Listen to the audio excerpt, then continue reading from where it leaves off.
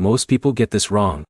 They assume all secured credit cards are basically the same, but the biggest mistake you need to avoid is choosing one without understanding how it reports to credit bureaus and what it costs you long term.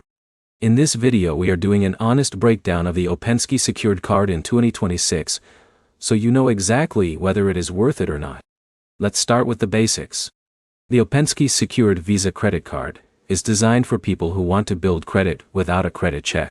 That means even if Alex has no credit history at all, he can still apply and likely get approved. Now here's where it gets interesting.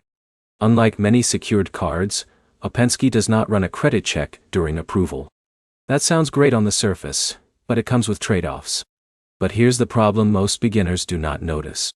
There is an annual fee, and there are no rewards. So while it is easy to get, it is not always the cheapest option over time. So, how does it actually work? First, you provide a refundable security deposit. This becomes your credit limit. So if Jake puts down $200, that becomes his available spending power. Second, you use the card like a normal credit card.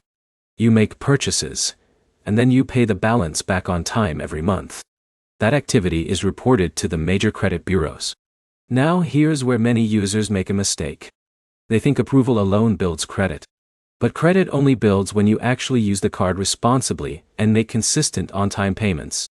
In a minute, I'll show you a simple usage pattern that helps maximize credit building even with a low-limit card like this.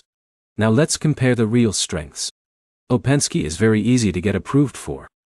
There is no credit check, so it is useful for people who have been denied elsewhere or have very limited credit history. But here's the trade-off.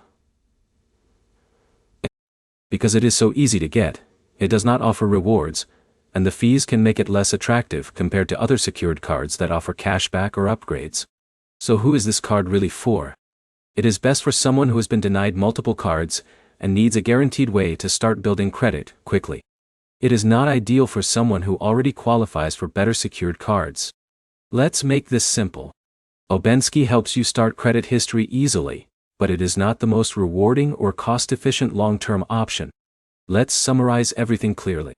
The OpenSky secured card in 2026 is easy to get, requires no credit check, and reports to credit bureaus, but it comes with fees and no rewards.